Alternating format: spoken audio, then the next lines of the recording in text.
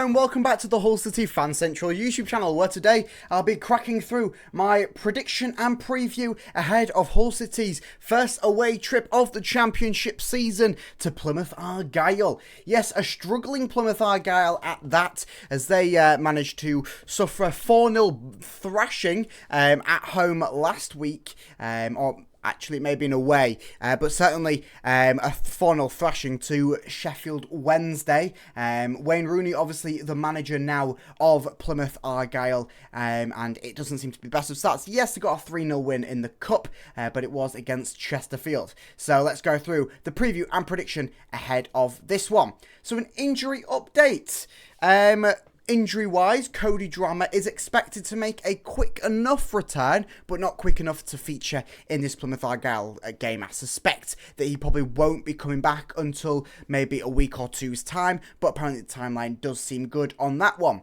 Ryan Longman and Dukan Sinek both are still out on the sidelines with no expected return date as of yet. Obviously, our two younger keepers, being Timothy Lotitala and Harvey Cartwright, are both out with their various injuries and surgeries that they've had. But other than that, no new fresh injuries to report, which is good. Very good after 2 games this past week. If you want to class the Bristol game and the Sheffield Wednesday game in 1 week, you're going to class this one. It's 3 games in 1 week there to open up your championship season. A fun time. So let's move on to my Hull City predicted starting 11, powered by our friends over at Fanhub. If you don't know what Fanhub is, you need to. It's a free app where you, the fans, get rewarded for being a fan of football for free. You get free stuff just by being a fan of your favourite team, whether that be in the Premier League, the Championship, League 1, League 2, and I'm pretty sure they even cover some teams in non-league. So download the app, click whichever team you're a fan of, and then you get rewarded by predicting the lineups, attending the games, all sorts of stuff, using the link down in the description and my Hull City golden ticket code HUL-IZR will guarantee that you can skip the queue, and you'll also get rewarded for using my code. So why would you not do it? Go and download the Fanhub app now to get rewarded for free for being a football fan. Here's my predicted lineup. So yeah, it's an interesting one. Considering the signings that we brought in today, I'll go more on detail about them in a minute. But we'll first crack through the starting lineup for what I predict Tim Volter will put out. Starting off in goal, Ivor Panda. Maybe Racciopi didn't have the best of starts to his time at Hull City. Certainly a brilliant keeper at that. Just 2 poor goals to concede in essence. The first one, a defensive error through the passing out from the back. And then the second one, we'll just skip on from the second one because he absolutely lost his footing. And that's one of the things that he was brought in for, was his good footwork. Ivor Panda, he put out a fantastic opening game to the season. Some brilliant saves. And the one goal that he did concede, he was at full stretch. He wasn't really his fault for the goal getting conceded. It was more Matty Jacobs' fault, which you'll see I don't have him in my predicted lineup, and you'll see why. Back line of Louis Coyle, Alfie Jones, Sean McLaughlin, and Ryan Giles. Yes, no new signings in there. And Ryan Giles is back at that left-back spot, which we saw him at in the game against Sheffield Wednesday in the Carabao Cup. Fantastic spot for him. I've been saying this all pre-season. Why is Ryan Giles not at left-back? Matty Jacobs, he's not been doing the best. Ryan Giles has been performing. He was subbed off on Saturday when really Matty Jacobs should have been subbed off. So, yeah, it was at the left-back spot on Wednesday. So I can't see why not. And especially with the options of what we've got at left wing now in Liam Miller, it certainly seems destined to have the better player in Ryan Giles at that left back spot. Moving forwards, Xavier Simons, Regan Slater, and Marvin Milne complete sort of the central midfield essence. Both Simmons and Slater being that default sort of defensive, more sided switch, of course, in this Tim Volter ball, or Volter ball as we'll call it. Who knows where anyone will play. But yeah. So Abdou Shamir, of course you've got to have him. He'll probably be out on the right wing with Liam Miller out on the left. No real room for Will Jarvis in the current starting lineup. Whether that will change, whether somebody gets injured or a change of form or whatever.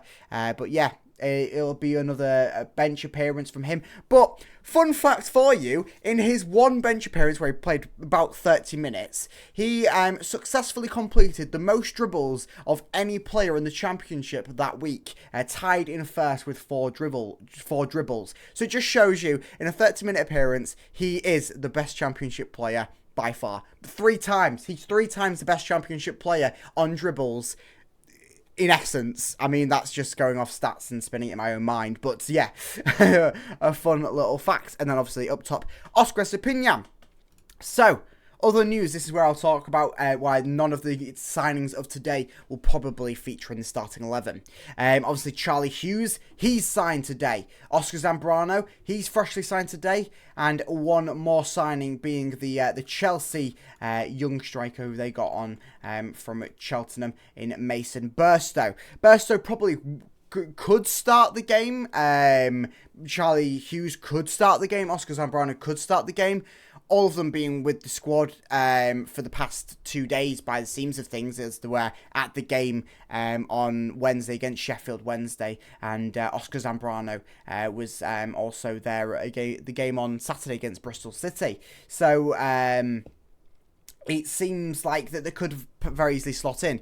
Tim Volta, I don't think that they'll have enough time to sort of apply themselves to it. We saw it on the opening game of the season. None of the fresh signings that had happened the days beforehand started. Or some of them made bench appearances in Liam Miller and Finley Burns, both of whom did all right off the bench, must we say. Finley Burns, of course, only a few seconds of an appearance, but still a good appearance and debut at that. So it will be a very interesting one to follow them. Whether they do make an appearance off the bench, but I highly doubt a starting spot appearance will be for any of them. Last meetings between both sides. Of course, our final game of the championship season last season, where we suffered a 1-0 loss to Plymouth Argyle, which saw them stay up in the league and saw us stay down in the league in essence. Of course, even if we did win the game, the fixtures elsewhere meant that we wasn't going to get playoffs, but it did come down to the final game of the season, and we did fall short at the final hurdle, if you want to call it that, but I'm going to call shots earlier on in the season was the reason why we didn't make playoffs. But yeah, a 1-0 victory for them last time out. Of course, that was our last away trip, certainly competitively. Before that, they came to us where it was a 1-1 draw at the MKM Stadium. And then before that, you were raking back into League One for a 3-0 win for the Tigers, of course, in that League One title-winning season. So our form heading into the side, of course, the top 2 fixtures on both sides are in the EFL Cup. As I say, they got a 3-0 win at home against Cheltenham, where we suffered a 2-1 loss to Sheffield Wednesday with some bad refereeing, bad linesmen, and not so good playing. We'll boil down to it. Of course, as I said, they did lose 4-0 to Sheffield Wednesday in their first game of the championship season, meaning Sheffield Wednesday, not including tonight's game, are top of the league. So yeah, we'll quickly rectify that, all of us. And of course, we drew 1-1 with that last 90th minute penalty from Oscar Estupiñán against Bristol City at home on Saturday. So, score prediction. I do think it's going to be a 3-1 win for the Tigers. Of course, Plymouth Argyle come into the game with a very, very poor manager in Wayne Rooney. We all know Hull City's record against Wayne Rooney as a manager. It's been quite good, especially last season when he was at Birmingham with Liam Rosina in that whole feud. It wasn't a feud, but we know the history between them two being together at Derby, of course. But we have got a very good record against Wayne Rooney as a manager. This Plymouth Argyle squad look very, very destined for nothing this season, especially currently. If we can pick up the 3 points against them now, and then maybe if they do have a big switch in the second half of the season when we come up against them and we maybe drop to 1 point or drop all 3 points to them, it doesn't matter as much because we pick up the easy-ish win here. Of course, there is no easy games in the championship, and this is me just being a very optimistic Hull City fan with a 3-1 win. But I do think the goals for the Tigers will come through. Liam Miller grabbing a brace. Yes, that was 2 pictures there, and I clicked through to them and it just seemed like one picture to you, but I promise you there was 2 pictures because I think he's going to grab a brace today, or tomorrow should I say, and then also Oscar Estepinian grabbing his second of the season, meaning our 2 scorers in this season have got 2 goals each, being Oscar Estepinian and Liam Miller. So I'll leave you with that photo of Adrian as I ask you to let me know down in the comments what your predictions are ahead of this game. Of course, I will be live. It's our first live stream of the season, our first watch along live on the channel. So make sure that you like and subscribe as you don't want to miss that tomorrow. I'll be live just before the game, so stick around and have your notifications on to know when I go live. But let me know down in the comments what your predictions are ahead of this game. If you're going, good luck to you. I hope that you have a fantastic trip to Plymouth. Of course, it's quite a long way. But yeah, 3 o'clock tomorrow. Hopefully, Tim Volter can get his first competitive win, or first ever win as Hull City manager. Up the Tigers.